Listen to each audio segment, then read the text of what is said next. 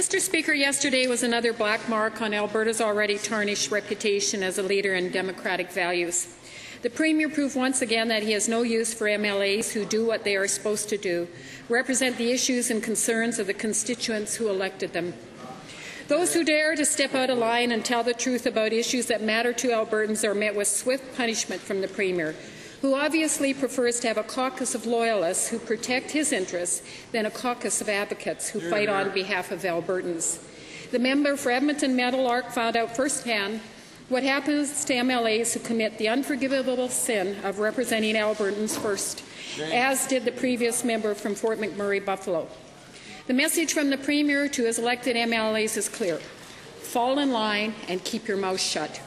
Mr. Speaker, I can honestly say that is why myself and the member for Airdrie-Chestermere are on this side of this House and not on that side. Over there, the views of constituents take a backseat to the Premier's agenda. And if what your constituent want conflicts with what the Premier wants, you know who you answer to first. This type of backward accountability continues to drive the wedge between everyday Albertans and the democratic process. We're in the middle of an emergency room crisis, and the government just fired its own emergency room doctor.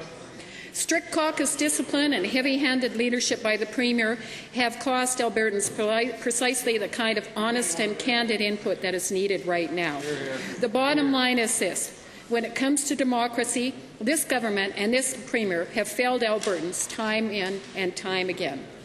Tomorrow, our leader in caucus will announce a Wild Rose plan to restore our democracy, to give Alberta back to Albertans. The Premier and this government has been slowly chipping away at the value and principles of democracy for years.